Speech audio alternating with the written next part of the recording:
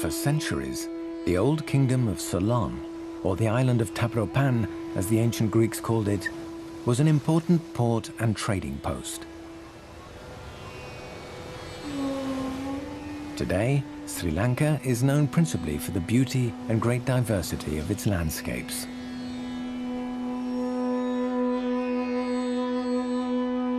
Despite a 30-year-long internal conflict, the Sri Lankans remain alive to the wisdom of Buddhism and understand the importance of preserving their island's biodiversity.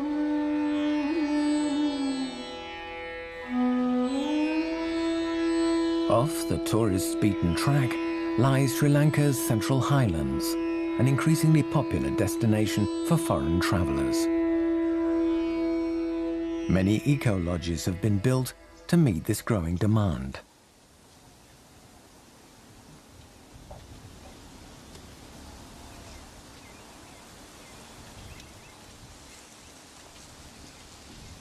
On the edge of one of the country's largest national parks stands the eco-lodge owned by Dane Lars Sorensen.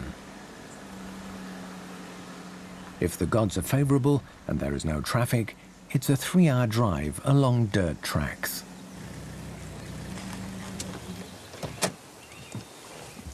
Hello. Hello, Mr. Vimal. Yes, you are Mr. Lars. Yes. Glad to meet you. Yes, nice to see you here in the jungle. Yes, that's welcome. okay. Today is a crucial day for Lars. He's welcoming Vimal, a rather special visitor, who may hold the key to Lars's financial future.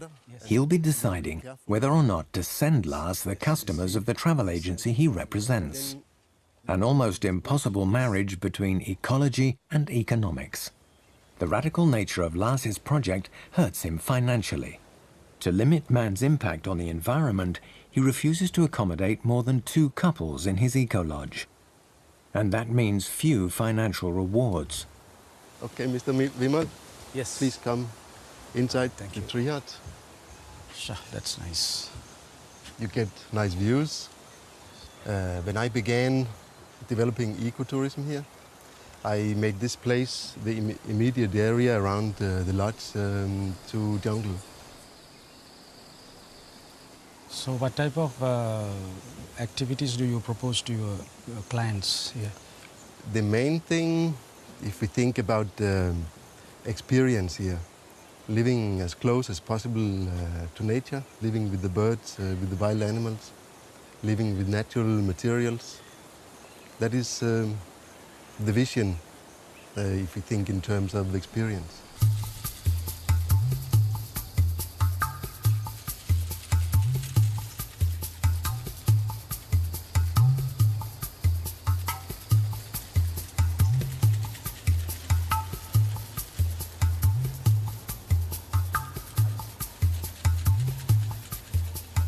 University studies in Buddhism brought Lars to Sri Lanka.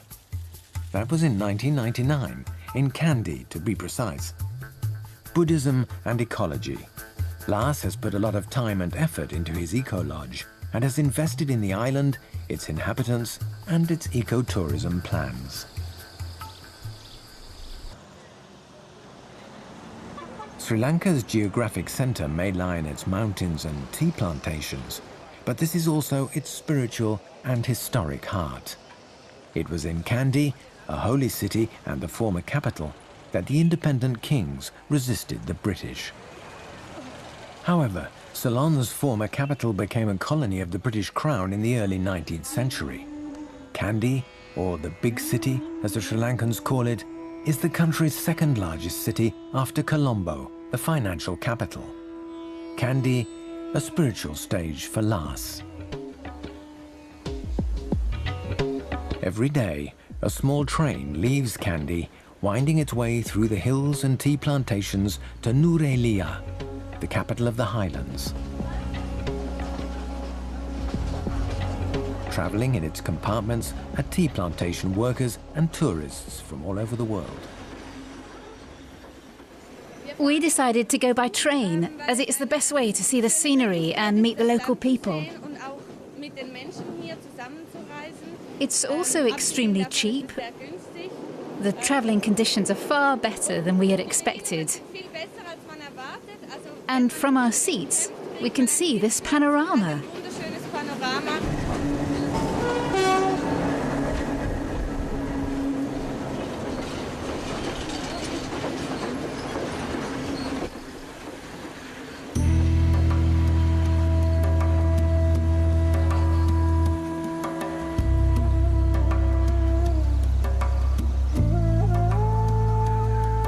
Sri Lanka is the world's leading exporter of tea.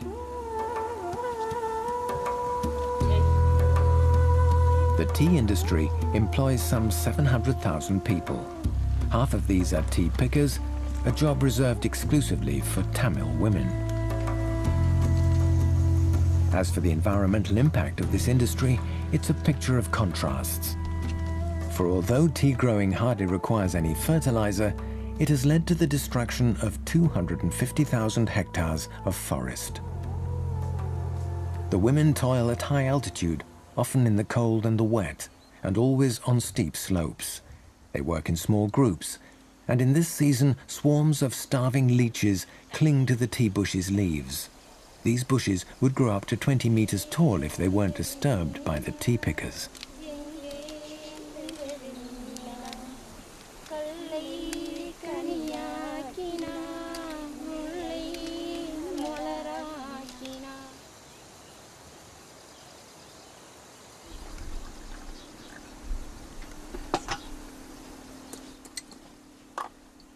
The tea is really excellent.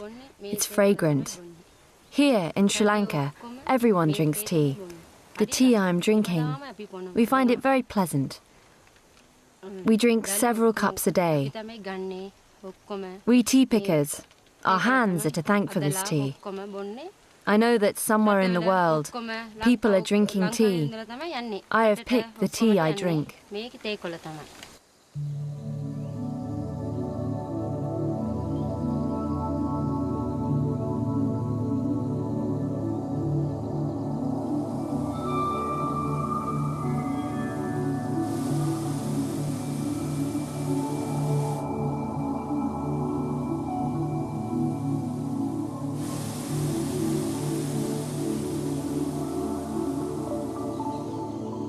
Adam's Peak, in the heart of the mountains, in the tea-growing area. Thousands of visitors, pilgrims or hikers come here to get closer to heaven and the gods. For over 1,000 years, Adam's Peak has been a sacred mountain for followers of 3 of the world's major religions. According to the Sri Lankans, Adam, Shiva or Buddha left a giant footprint on the top of the last paradise on earth. This paradise can be reached by climbing several thousand steps. Mere mortals are drawn by the beauty of the place and the sense of the divine.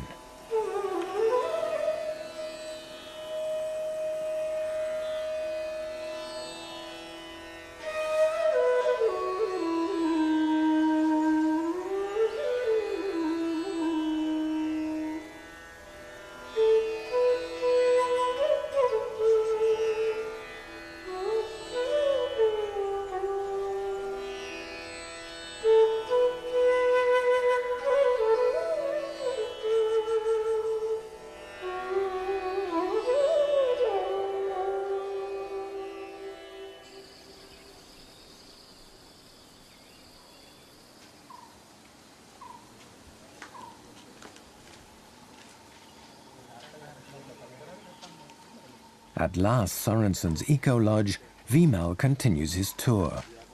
After the premises, a walk in the forest.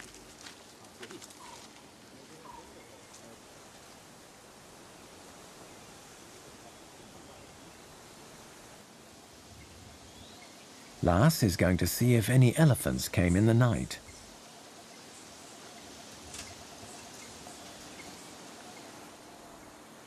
The human-elephant conflict. Every year in Sri Lanka, 100 people are trampled to death and crops are destroyed. To protect themselves, the remote villages post lookouts in the trees. How are you, Lars? Fine, thanks. Did the elephants come? Nope, I didn't see any. The night wasn't too long. this area, people are watching their fields. You get the human-elephant conflict here. Life is very difficult. In Sri Lanka, totally, there are about 2,500 elephants. They need wild areas outside the parks. They can't live only inside the parks. The national parks can sustain maybe only 50% of the total elephant population. So it's very important to try to preserve wild jungle areas like this.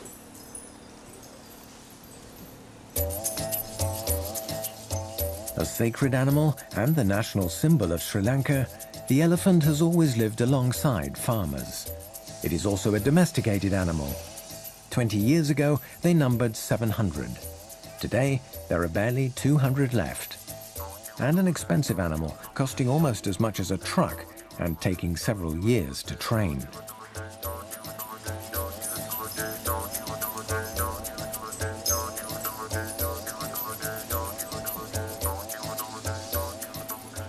The mahouts fear their livelihood will soon disappear. We were very much in demand for transporting stone blocks. This still represents the bulk of our work. Or, if there is a car accident, we use our elephants to remove the vehicles. When I was young, few people went to school. My big brother took care of the elephants, and I often accompanied him. I've always loved them. As I was always around them, I became fascinated by the mahouts, and I've become one of them. It's really hard work. You have to take good care of the elephant. If you don't look after it, you can't get to work well. Young people are not interested in working with elephants, and it is almost impossible to find an apprentice these days. Everyone used to dream of becoming a mahout. Times have changed.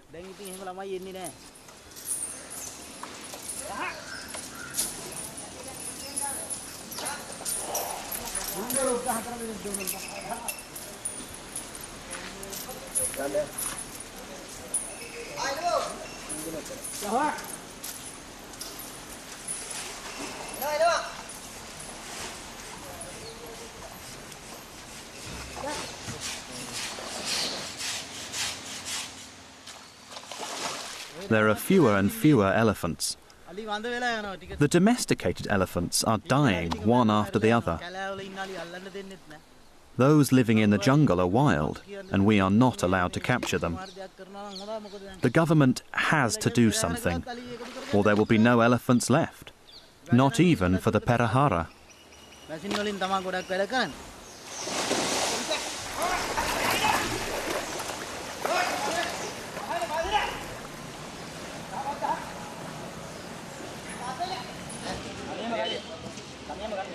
The 30-year civil war between the government and the Tamil Tiger rebels has claimed thousands of lives and left many animals maimed.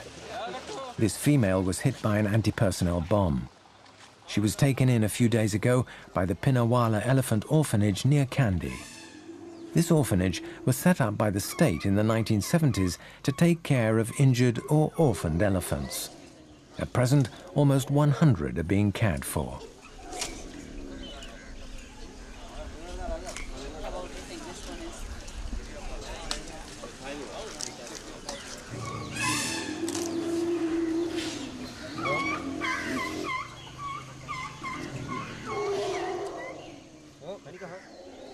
The calves often fall into the farmers' ditches.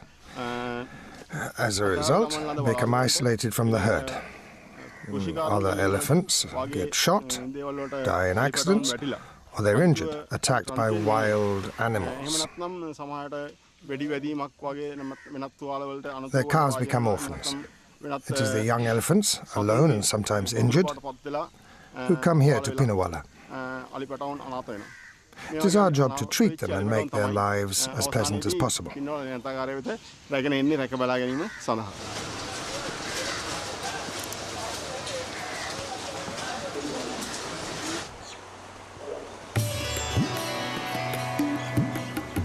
Twice a day, the group goes down to the river for a bath.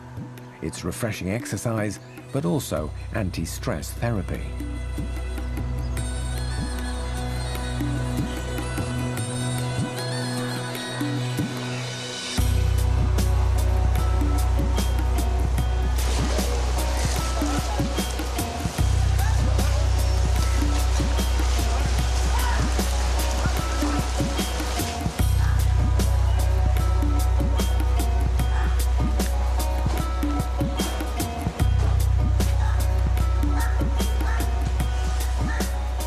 This has beneficial effects on reproduction.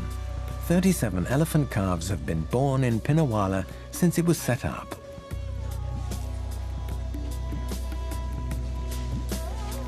The Pinnawala Elephant Orphanage is financed by fee-paying visitors, donors, and its elephant fostering scheme.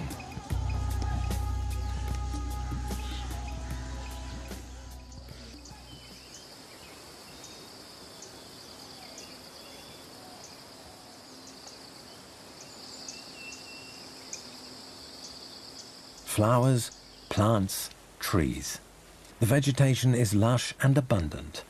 Traditional medicine makes use of many of Sri Lanka's plants. There are lots of medicinal plants. Look. This one, for example, is used to treat the eyes. It's a very powerful medicine. This is Madrathala. It's crushed and used as a mosquito repellent. This plant is edible, but it is also a medicine used to treat depigmentation. The study of nature and the use of wild plants lie at the heart of one of the world's most ancient systems of healthcare, Ayurvedic medicine. Roughly translated, Ayurveda means science of life.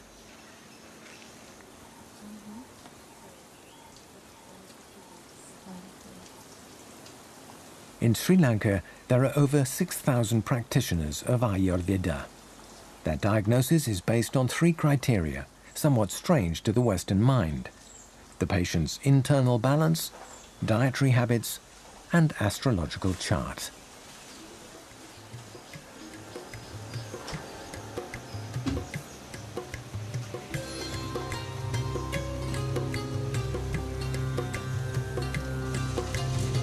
Wild plants and flowers are made into extracts or perfumed oils for soothing and sometimes unusual massages.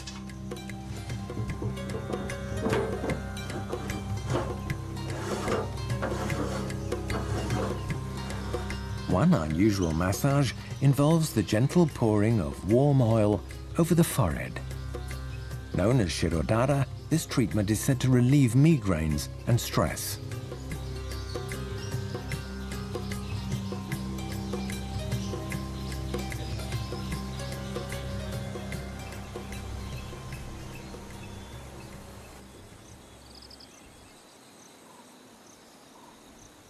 Many lakes dot the landscape. They are ideal spots to discover and observe local wildlife. Here at the lake, as you see, this is a fantastic and magic spot. We see wildlife here in the dry season mainly. Right now you can see birds, you can see Brahmina kite, pelicans, white-bellied seagull. It's a very good bird place. Almost none of these lakes are natural. Made over 1,000 years ago for and by the sovereigns of the time, they constituted a sign of power and wealth. Nowadays, in the dry season, they irrigate the rice paddies and fields and refresh the Sri Lankans.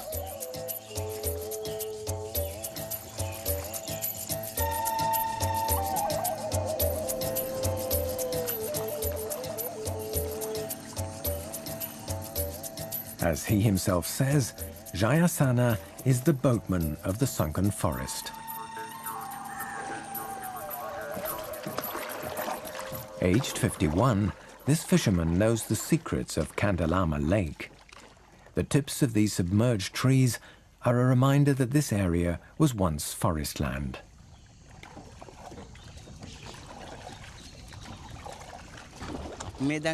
I'm always delighted to show people my lake.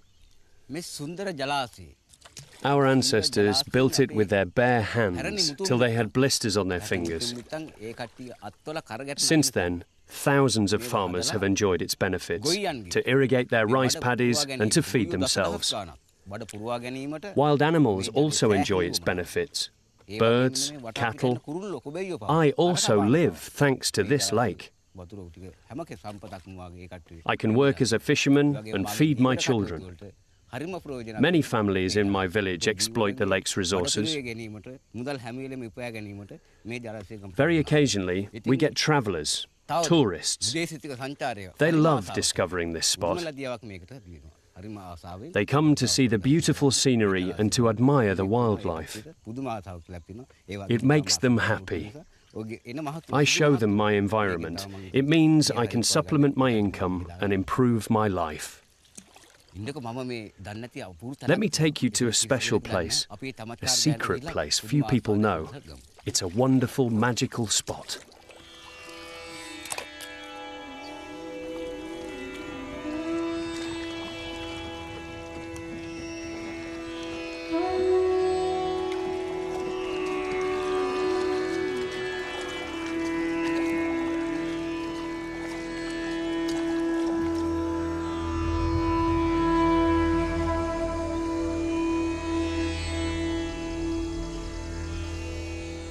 In the forest, the ruins of a temple that has lain forgotten since the 7th century.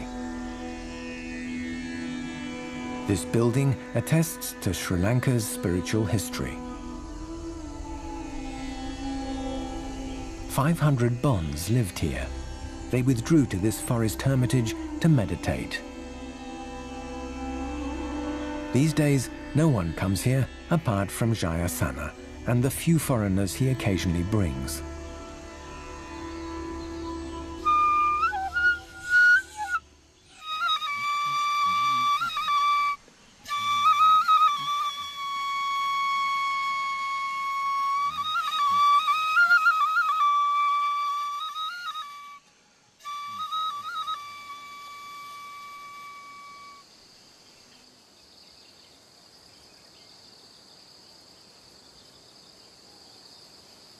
Lars Sorensen's ecological approach and Vimal's own experience at the lodge have convinced him. He intends to bring new visitors to Lars's eco-lodge, but Lars must make a financial decision to increase the lodge's capacity. This is the whole point. We don't want to become a mainstream conventional hotel here. I want to develop this place, make a few more accommodation units, but it has to be kept with the original atmosphere, keep the same feeling I had when I came here the first day. So it has to be a very discreet and natural setup here. Otherwise we cannot coexist with the wildlife. Probably there is no other way to conserve the last wilderness areas of Sri Lanka. Sri Lanka is a nature tourism paradise.